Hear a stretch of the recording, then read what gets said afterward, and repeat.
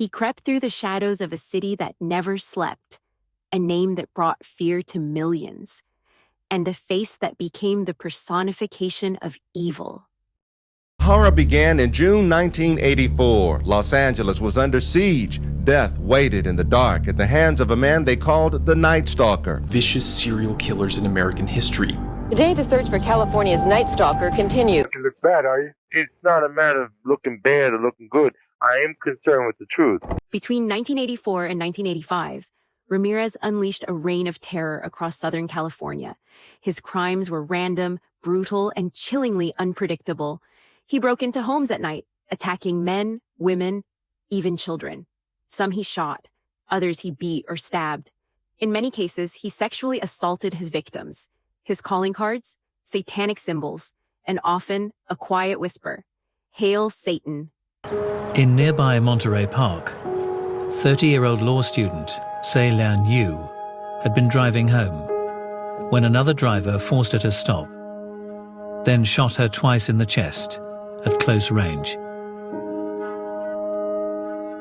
On the morning of March the 27th, the bodies of 64-year-old Vincent Zazara and his 44-year-old wife Maxine were discovered in their home in the pleasant suburb of Whittier.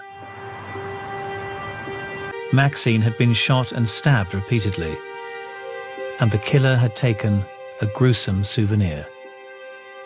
The woman's eyes were gouged out, not to be found. Souvenirs from people that they kill, whether it's a piece of flesh, piece of jewelry, something. It is a concrete reminder. It's something they can see, something they can hold on to, something that says, wow, you did this. I'm afraid for everybody, elderly, young, everybody. August 30th, 1985. A 13-year-old boy, using a stolen car, helps police find a crucial fingerprint that finally identifies Richard Ramirez. But his downfall wasn't cinematic. It was chaotic and public. Just a day after his identity was released, a group of civilians in East LA recognized him. A full-blown street chase erupted. They didn't wait for the police. They tackled him, beat him, held him until officers arrived. The devil who stalked the night was finally caught. He had to violently fantasize about his victims before he could go away sexually gratified. Our desires, whereas if I didn't give in to them, I would be crushed by them.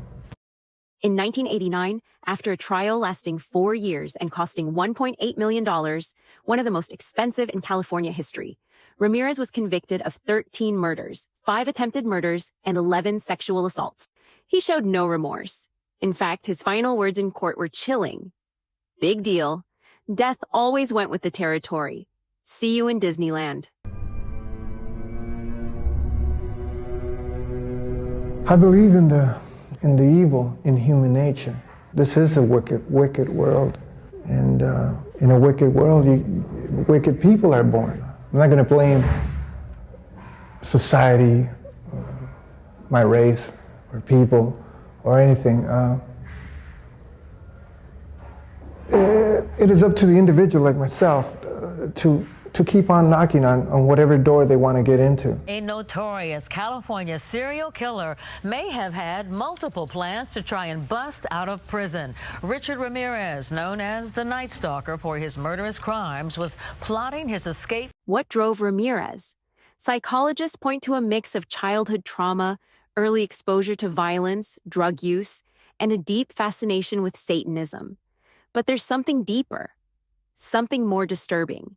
He wasn't just a killer, he relished the fear, he fed off chaos, and somehow that chaos made him a cult figure, with some even writing him love letters in prison.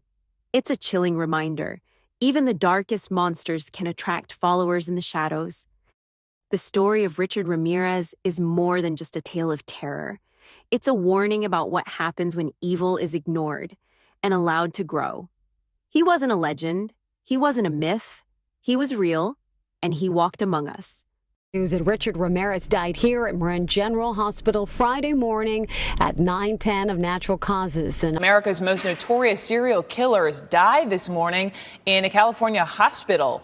Richard Ramirez, better known as the Night Stalker.